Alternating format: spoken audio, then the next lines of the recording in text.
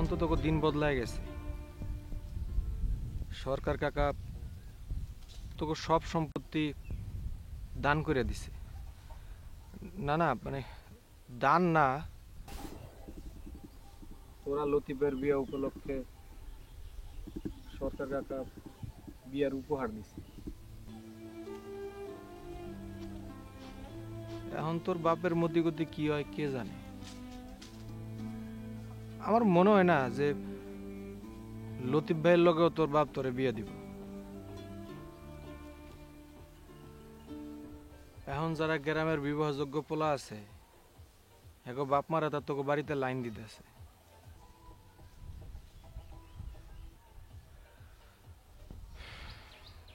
তুই কি করবি? এই কথা কোন লেগে আসতো? না, আমি খালি তোরে দেহার লেগে আইছি। দেখার লাগা নাকি কথা শোনানোর লাগে? শিউলি, শিউলি বিশ্বাস কর, আমি তোরে অনেক ভালোবাসি। খালি তোরে দেহার লেগে আমি আইছি। আমার যদি ফাঁসির রায় হয়ে যায় আমার মনে কোনো কষ্ট থাকবে না। আমি মনের সুখে ফাঁসির দড়ি গলাই না। কান্দিস না শিউলি, কান্দিস না।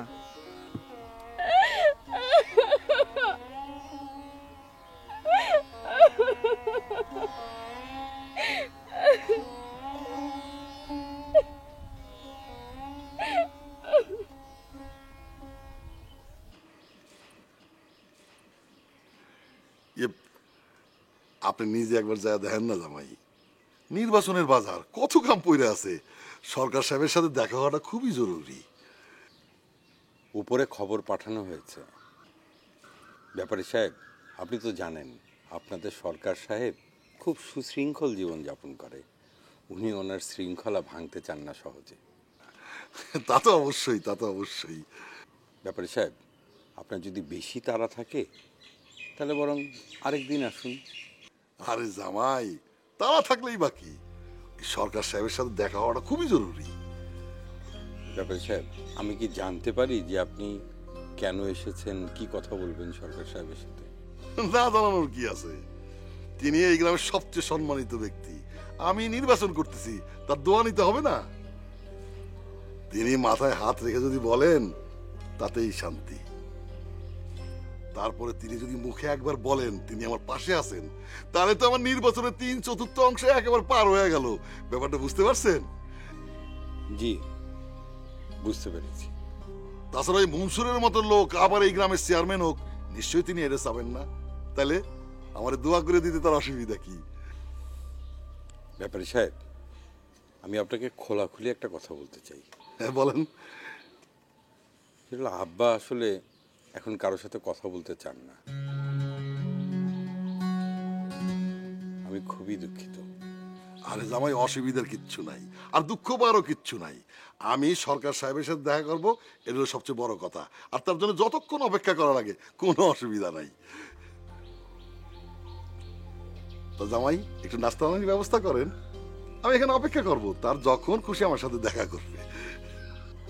ব্যাপারী সাহেব, চা নাস্তা তো হবেই, আমি ভিতরে গিয়ে বলি, কিন্তু আমার মনে হয় আপনি আরেকদিন আসেন।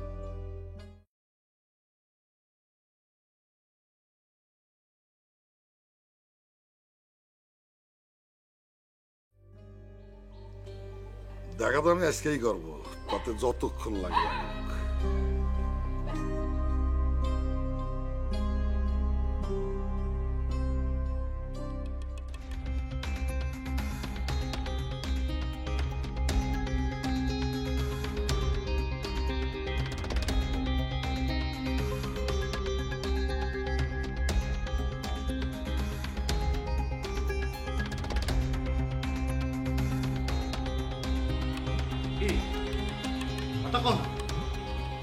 এবার তুমি কারে ডরো? তুমি কারে ডরো? ওই সরকারে তুমি ডরো? জানি জানি আমি জানি তুমি ওই সরকারে ডরো, তাই তাই মুখে আর কোনো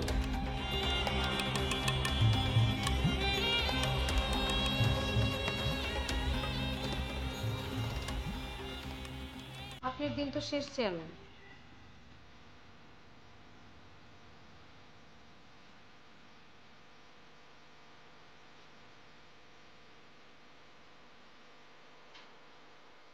কি বললা তুমি?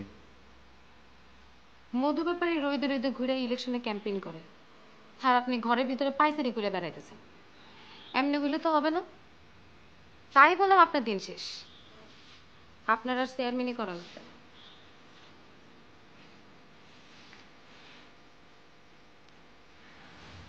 তুমি আমারে কি করতে বলো? মইনুল নাই, এই ব্যাপারটা আমি কোনোভাবেই মাইনা নিতে পারতেছি না।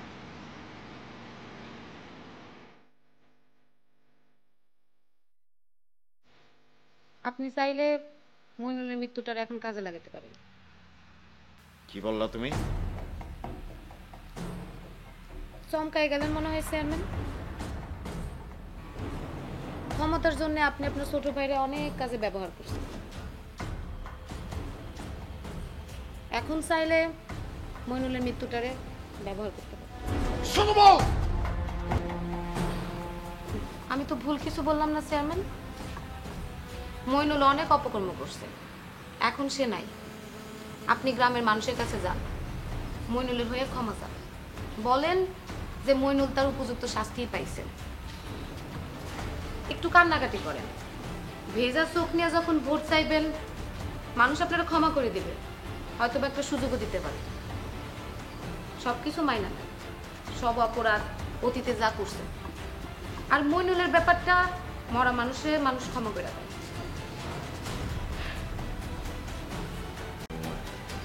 এইসব আমি পারবো না। কিন্তু আপনার যে পারতে হবে চেয়ারম্যান। ছোট বউ, তুমি জানো না ওই ব্যাপারে সরকার বাড়ির সাপোর্টের লেগে পাগল হয়ে গেছে। আর সরকার বাড়ির কেউ যদি ওরা সাপোর্ট দেয় তাহলে আগামীবার চেয়ারম্যান হওয়া আমার হইব না। আপনি চাইলে আমি আলতাফ সরকারের কাছে যাইতে পারি।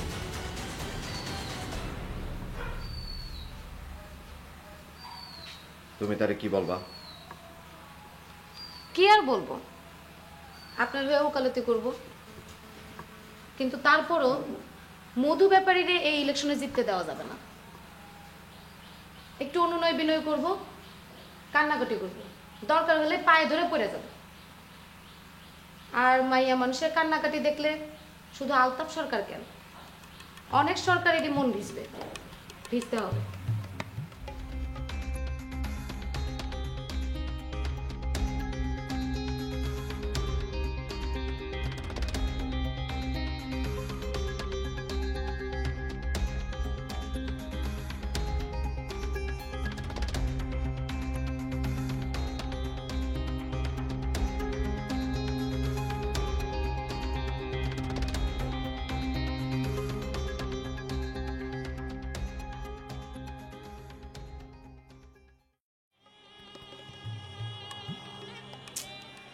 আমার কিন্তু কিছু ভালো লাগছে না জুলফিকার। কি ব্যাপার? আমি ভীষণ বোর হচ্ছি। এই বাড়িতে আমাকে সময় দেওয়ার মতো কেউ নেই।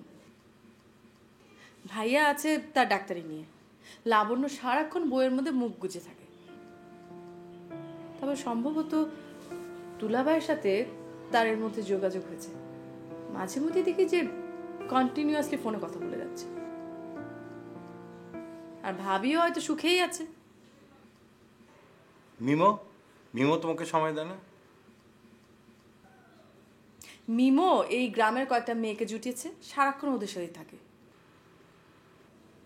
আর তুমি বাড়িতে যতক্ষণ থাকো মনে হয় যেন ধ্যান করছো। Sorry, extremely sorry. তোমার সরির মধ্যে তো কোনো সমাধান নেই। আচ্ছা, আমি কিছু একটা নিয়ে বিজি থাকতে চাই জুলফিকার। কি করতে চাও বলো? জানি না। আব্বা তো বলেছিলেন তোমরা ব্যবসা বাণিজ্যটা একটু দেখো। অদ্ভুত কথা বলো না তো। গ্রামের বিজনেস দেখা কি আমার পক্ষে পসিবল? ওকে, আমাকে একটু ভাবতে দাও অনু, কিন্তু আমার মনে হয় কি তার আগে গ্রামের মানুষদের সাথে তোমার একটু মিশতে হবে। আমার মনে হয় না আমার পক্ষে সেটা সহজ হবে। কেন?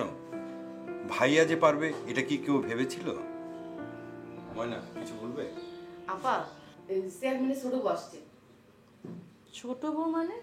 মনসুর চেয়ারম্যান বিবাহ করছে না, তার ছোট বউ আসছে। কাকার সঙ্গে বলে কি দরকার আছে, আমি বসতে বলছি। আচ্ছা ঠিক আছে, তুমি আব্বাকে খবর দাও, আমি আসছি। জি আপা। আচ্ছা, চেয়ারম্যানের আগের বউ কি নেই? দুই বউ একসাথে থাকে বলেই তো একজন ছোট বউ একজন বড় বউ।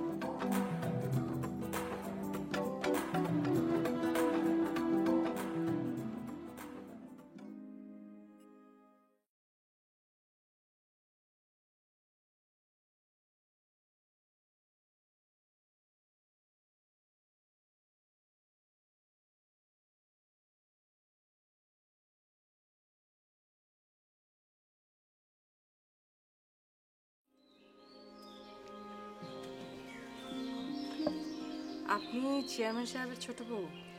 ঠিক ধরছেন মা। আপনি আমাকে মা বলছেন কেন? আমাকে দেখে কি আপনার ছোট বাচ্চা মনে হচ্ছে? আসলে গ্রাম সম্পর্কে তো আপনি আমার কন্যা সমান। তাছাড়া আমার স্বামী আপনার আব্বাজান রে ভাইজান বইলা ডাকে, সেই হিসেবে তো আমারও ভাইজান হইল। আর এই জন্যেই আমি আপনার মা বইলা ডাকলাম। বুঝতে পেরেছি। মা, আপনারা ভাই বোনেরা সেই কবে গ্রামে আসছেন, আমি একবারও দেখা করতে আসিনি। কত শরমের কথা। আপনার তো শরম পাওয়ার কিছু নেই, আপনি আব্বার সাথে দেখা করতে এসেছেন, তাই তো? জি না, আমি আপনাদের সকলের সঙ্গে পরিচিত হতে আসছি। তাছাড়া নিজের হাতে কিছু রান্না করেও নিয়ে আসছি। কি রান্না করে এনেছেন? রাজহাঁসের মাংস আর বেগুনের। আপনি যেমন মা একজন বয়স্ক লোককে স্বামী হিসেবে গ্রহণ করছেন, আমিও তেমনি একজনের বিয়ে করছি, কিন্তু আমার মতো তো আপনি বিবাহিত লোকরে বিয়ে করেন নাই। আপনি বসুন, আব্বাকে খবর দেওয়া হচ্ছে। কত বড় শরমের কথা দেখেন মা, কত বছর হলো আমি এই গ্রামে বউ হয়ে আসছি, অথচ একবারও আপনার আব্বার কাছ থেকে দোয়া নেওয়া হয় নাই। আজকে দোয়া নিয়েই যাব। তাছাড়া সামনে ইলেকশন, আমার স্বামীর ব্যাপারে একটু পরামর্শ করে দেবো। আচ্ছা ঠিক আছে, আপনি বসেন, ময়না এসে আপনাকে আব্বার কাছে নিয়ে যাবে, ঠিক আছে? বসেন।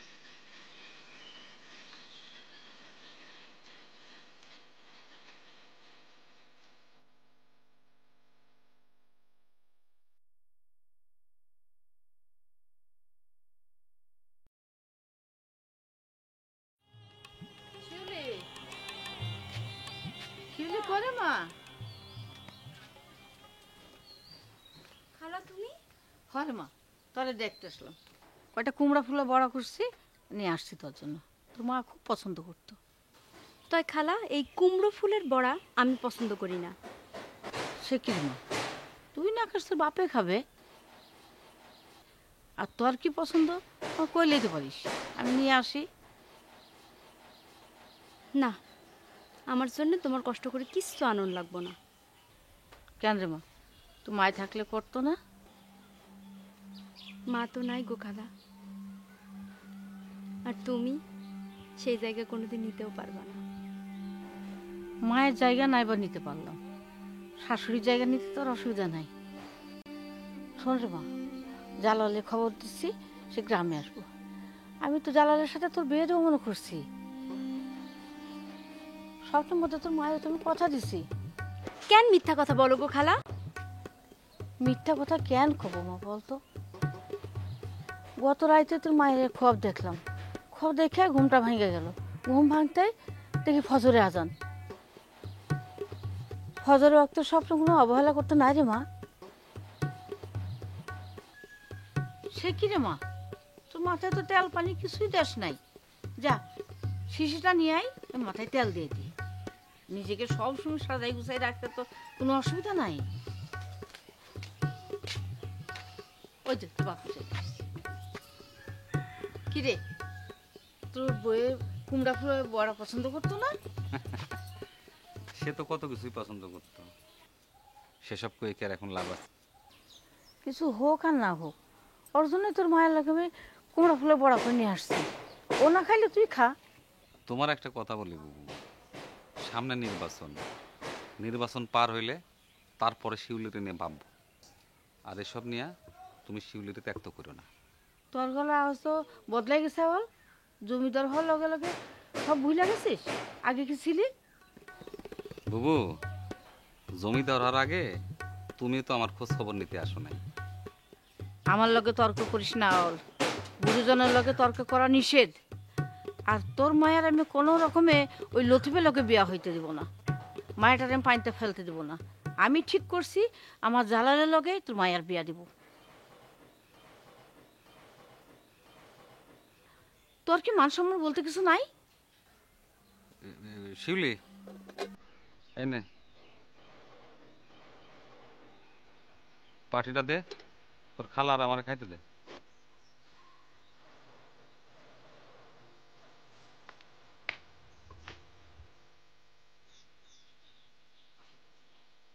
আসবো, বস।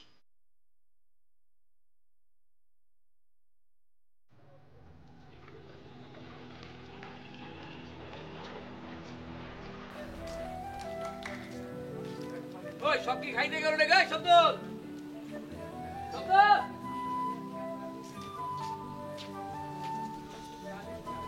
রে এই জলদি করছ কে কই চিল্লা দিল্লি করলাম রিকশা আলাদা ডাকতেছে একটু গন্ধ জামা গুরুত্বপূর্ণ একটা কাজ আছে শোন কি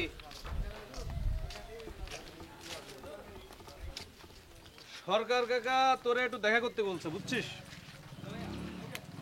মানে কি আমার কি আবার সম্পত্তি টম্পত্তি দান করে দিব নাকি? আরে সম্পত্তি না, মানে ওই সামনে ধর নির্বাচন, তুই নির্বাচনে খাড়াইতেছিস, তুই তো কাকার কাছে গেছিলি, আমার মনে হয় ওই বিষয়ে কিছু কথা।